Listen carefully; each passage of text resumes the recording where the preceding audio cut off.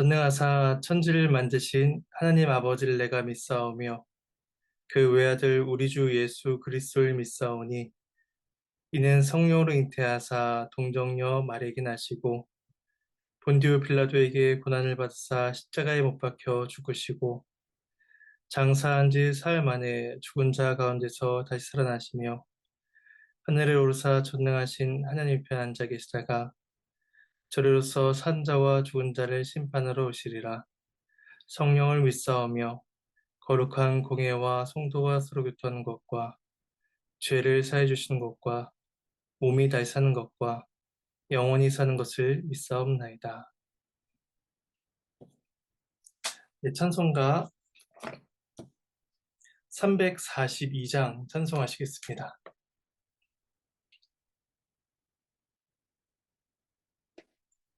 342장 1절과 3절을 찬송하시겠습니다.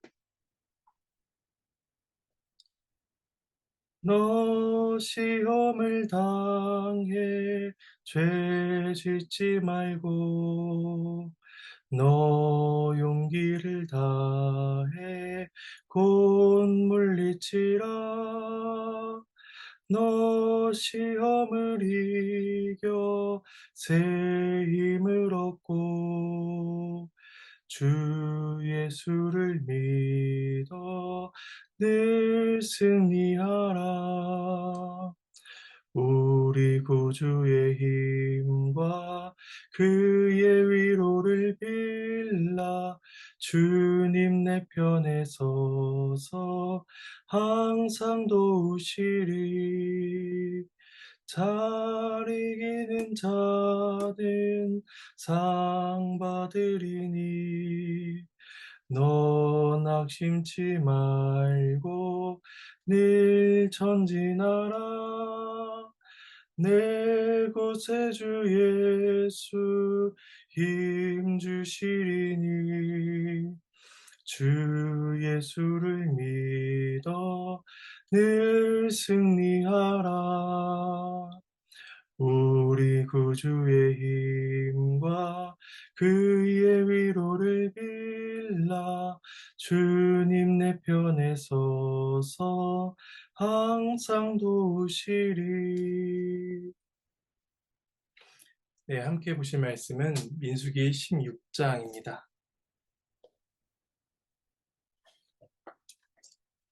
민수기 16장 1절에서 15절까지 말씀입니다.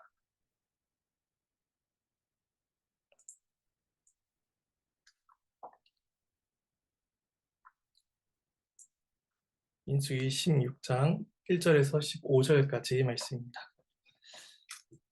제가 말씀을 봉독하도록 하겠습니다. 레위의 증손 고핫의 손자 이스할의 아들 고라와 르우벤 자손 엘리압의 아들 다단과 아비람과 벨렛의 아들 온이 당을 짓고 이스라엘 자손 총회에서 택함을 받은 자, 곧 회중 가운데에서 이름 있는 지휘관 250명과 함께 일어나서 모세를 거스르니라.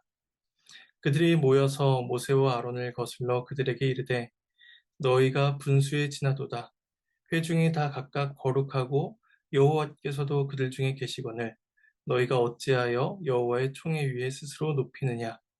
모세가 듣고 엎드렸다가 고라와 그의 모든 무리에게 말하여 이르되 아침에 여호와께서 자기에게 속한 자가 누구인지 거룩한 자가 누구인지 보이시고 그 사람을 자기에게 가까이 나아오게 하시되 곧 그가 택하신 자를 자기에게 가까이 나아오게 하시리니 이렇게 하라. 너 고라와 내 모든 무리는 향로를 가져다가 내일 여호와 앞에서 그 향로를 불을 담고 그 위에 향을 두라. 그때 여호와께서 택하신 자는 거룩하게 되리라. 레위 자손들아 너희가 너무 분수에 지나치느니라. 모세가 또 고라에게 이르되 너희 레위 자손들아 들으라.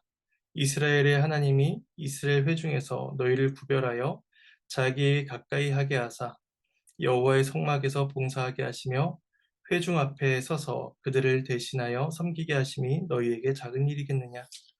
하나님이 너와 네 모든 형제 레위 자손으로 너와 함께 가까이 오게 하셨거늘 너희가 오히려 제사장의 직분을 구하였느냐. 이를 위하여 너와 너희 무리가 다 모여서 여호와를 거스르는도다. 아론이 어떠한 사람이기에 너희가 그를 원망하느냐? 모세가 엘리야의 아들 다단과 아비람을 부르러 사람을 보냈더니 그들이 이르되 우리는 올라가지 않겠노라. 네가 우리를 적과 꿀이 흐르는 땅에서 이끌어내어 광야에서 죽이려 함이 어찌 작은 일이기에 오히려 스스로 우리 위에 왕이 되려 하느냐. 이뿐 아니라 네가 우리를 적과 꿀이 흐르는 땅으로 인도하여 드리지도 아니하고 밭도 포도원도 우리에게 기업으로 주지 아니하니 네가 이 사람들의 눈을 빼려느냐. 우리는 올라가지 아니하겠노라. 모세가 심히 노하여 여호와께 여짜오되 주는 그들의 헌물을 돌아보지 마옵소서. 나는 그들의 나귀 한 마리라도 빼앗지 아니하였고 그들 중에 한 사람도 해하지 아니하였나이다 하고.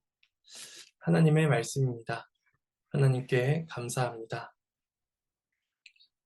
민수기 10장에서 시내산을 출발한 직후부터 원망과 비방, 악평과 불신이 끊이지 않았습니다. 이스라엘의 이러한 모습은 그들 스스로 약속의 땅에 들어갈 만한 어떠한 공로나 자격이 없다는 것을 보여주는 것이었습니다.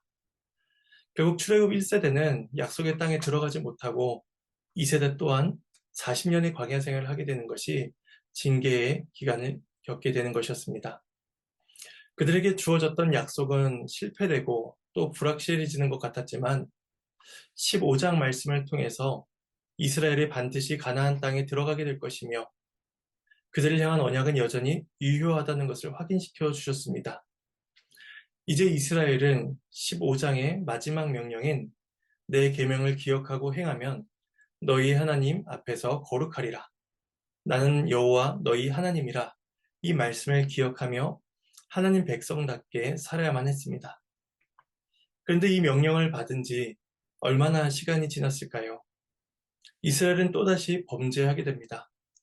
이번에는 레위 자손 고라의 주도하에 르우벤 지파의 다단과 아비람, 그리고 총회에서 택함을 받은 지도자 250명까지 가담하여 반역을 일으키는 심각한 죄를 짓게 됩니다. 우리말 성경에서는 고라와 여러 사람이 당을 지은 것으로 의역하여서 번역하였지만 이제 히브리 성경에서는 주어가 3인칭 단수로 되어 있으며 당이라는 단어가 아닌 그가 사람을 취하였다라고 되어 있습니다. 따라서 이 모든 죄의 시작이 고라 그 한 사람에게서 시작되어 확산되었음을 우리에게 보여주고 있습니다. 제가 화면에 잠시 레위 지파의 계보를 띄워드리도록 하겠습니다. 레위의 아들 고하덱에서 4명의 아들 혹은 4명의 손자의 모습이 나타나게 됩니다. 이제 고하덱에서 게르손, 고한, 무라리의 아들들이 나타나게 되는데 이때 둘째 고핫에서 보시면은 아브람에게서 첫째인 아므람에게서 아론과 모세가 태어나게 됩니다. 모세는 이스라엘의 지도자였고 아론과 그 아들들은 제사장 지파가 됩니다. 그리고 고라는 둘째인 이스할의 아들이었습니다. 그리고 고핫의 넷째인 우시엘의 아들 엘사반이 있는데 민수기 3장 30절에 의하면 엘사반이 고핫 가문의 지도자가 됩니다. 이렇게 보면 고라가 가문에서 대접을 받지 못하는 것처럼 보일 수도 있습니다. 하지만 잠시 후에 모세가 말하는 것을 보게 되면 이 고라에게도 레위 지파로서의 일정한 역할이 부여되었다는 것을 우리는 알 수가 있습니다. 다만 고라는 자신이 맡은 일에 만족하지 못한 것으로 보입니다. 이제 화면을 종료하도록 하겠습니다. 고라에게서 시작된 이 반란은 르우벤 자손에게까지 퍼져갑니다. 르우벤은 12아들 중에 장자였지만 르우벤의 죄로 인해서 장자의 지위를 잃어버렸습니다. 따라서 르우벤 지파에 속한 다단과 아비람도 자신들이 누려야 할 지위를 누리지 못한다는 유사한 불만을 가질 수가 있었을 수 있습니다.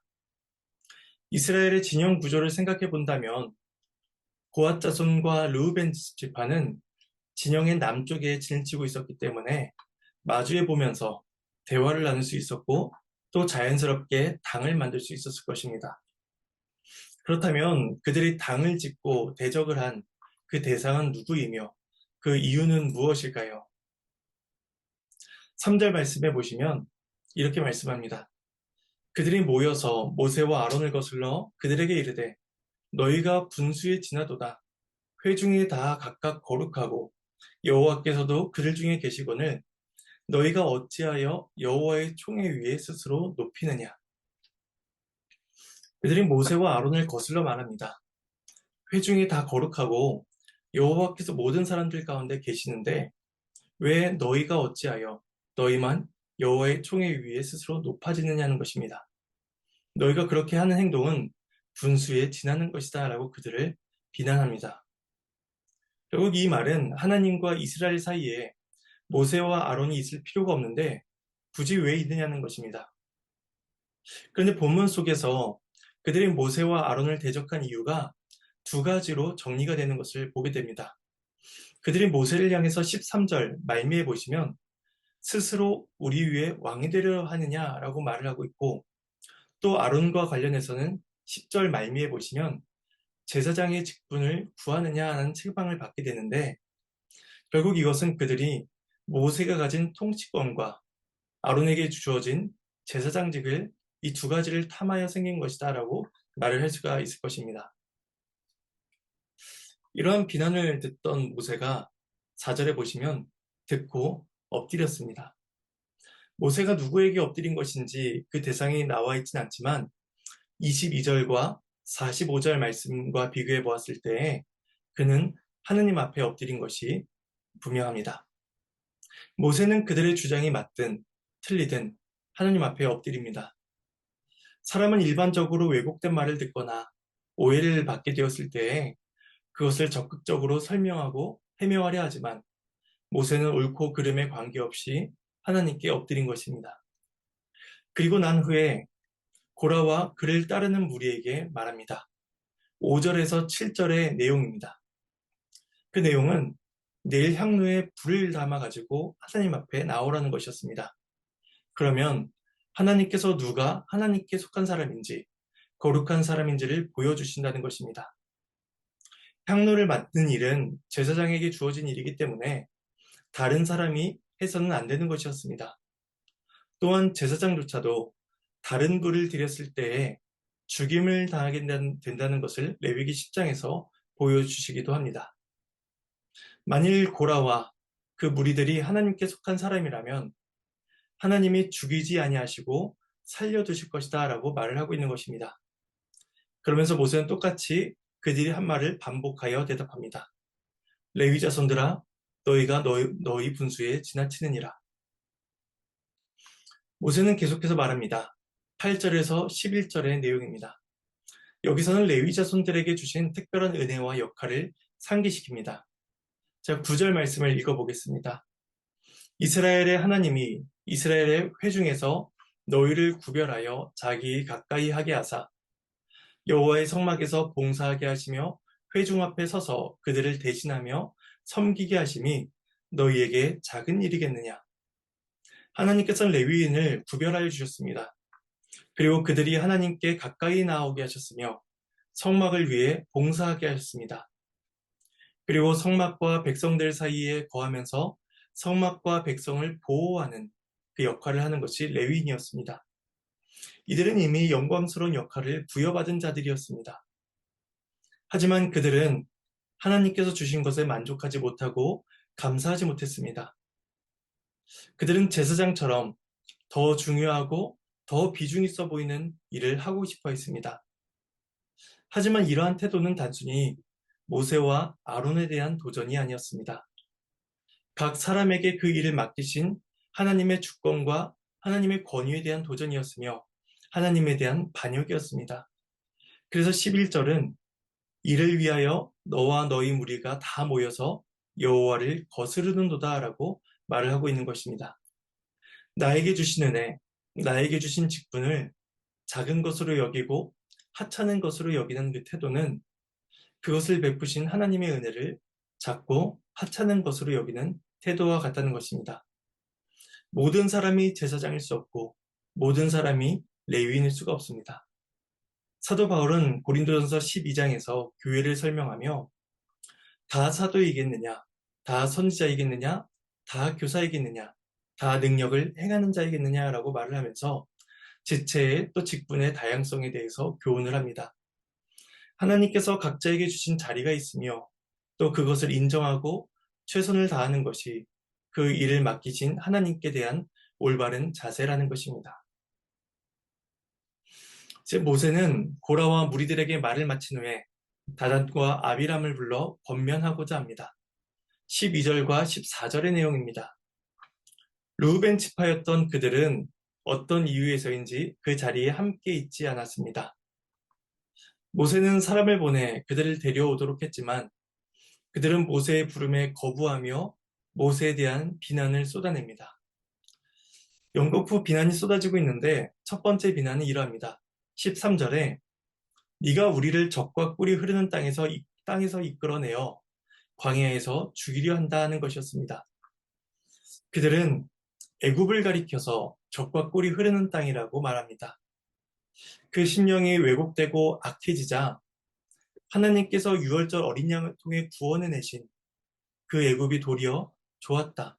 그 애굽 땅이 적과 꿀이 흐르는 땅이었다라고 말을 하고 있는 것입니다. 두 번째 비난은 13절에서 모세가 스스로 우리 위에 왕이 되려 한다는 것입니다. 모세의 도움 없이도 하나님께 나아갈 수가 있는데 모세가 중간에서 하나님을 독점하며 자기 마음대로 행동한다고 비난하고 있는 것입니다. 세 번째 비난은 14절에 나타납니다. 이뿐 아니라 네가 우리를 적과 꿀이 흐르는 땅으로 인도하여 드리지도 아니하고 밭도 포도원도 우리에게 기업으로 주지 아니한다는 것입니다. 그들은 가나안 땅에 들어가지 못한 이유가 10명의 정탐꾼과 온 회중이 하나님을 원망하여 심판받게 된 것으로 말하지 않고 순전히 모세 때문이라고 그 탓을 돌리고 있는 것입니다. 마지막으로 네 번째 비난은 네가 이 사람들의 눈을 빼려느냐 하는 것이었습니다. 이 표현은 사람을 속인다는 것입니다. 그러니까 모세가 사람들을 속여 이곳까지 인도했다는 것이죠. 출애굽하여 이제까지의 모든 일들이 모세의 사기극에 불과하다는 비난이었습니다. 이러한 비난에 대한 모세의 반응이 마지막 15절에 언급되어 있습니다. 모세가 심히 노하여 여호와께 여짜오되 주는 그들의 허물을 돌아보지 마옵소서. 나는 그들의 나귀 한 마리도 빼앗지 아니하였고 그들 중에 한 사람도 해하지 아니하였나이다 하고 모세가 노한 까닭은 단순히 자신을 대적하며 자신을 근거 없는 것으로서 비난했기 때문이 아니었습니다. 그들의 비난은 하나님께서 그들에게 베풀어 주신 은혜와 구원 사역에 대한 비난이었고 또 악평이었습니다. 하나님의 모든 사역을 저주하는 것과도 같은 일이었습니다. 앞서 모세가 그들을 부리려고 했던 까닭은 그들을 교훈하고 회개하기 위함이었을 것입니다. 하지만 그들은 악한 말로 반응하며 회개의 기회를 거부합니다. 모세는 여호와께 기도하기를 그들의 허물을 돌아보지 마옵소서라고 간구하는 것입니다. 이것은 그들의 기도와 예물, 즉 예배를 돌아보시지 말아달라는 기도였습니다. 회개의 기회를 거부한 자들에게는 하나님께 나아가는 은혜의 자리가 더 이상 허락되지 않는다는 것을 보여주고 계신 것입니다. 우리는 오늘 말씀을 기억하며 하나님께서 주신 자리에 감사하고 충성하며 또 어떤 일에서든지 주 앞에 엎드려 간구해야 하는 자세를 가져야 할 것입니다.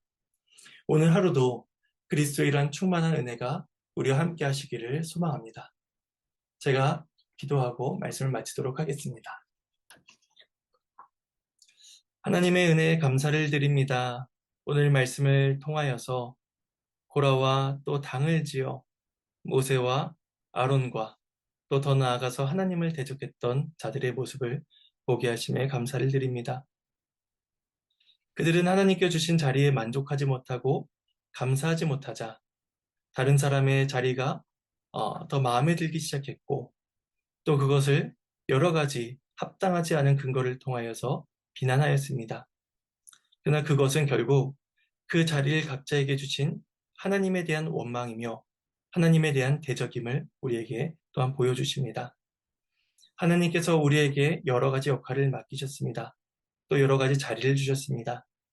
우리가 하나님께 주신 그 자리에 감사할 수 있게 하시고 그 자리에 충성되게 감당할 수 있도록 도와주시옵소서.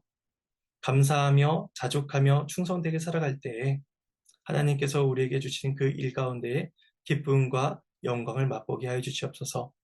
오늘 하루도 그 감사와 그 고백들이 우리의 삶 가운데 나타나기를 간절히 소망합니다. 감사드리며 이 모든 말씀 예수님의 이름으로 기도드립니다. 아멘. 주님께서 가르쳐 주신 기도로 마치겠습니다. 하늘에 계신 우리 아버지여, 이름이 거룩히 여김을 받으시오며 나라가 임하시오며 뜻이 하늘에서 이루어진 것 같이 땅에서도 이루어지리이다.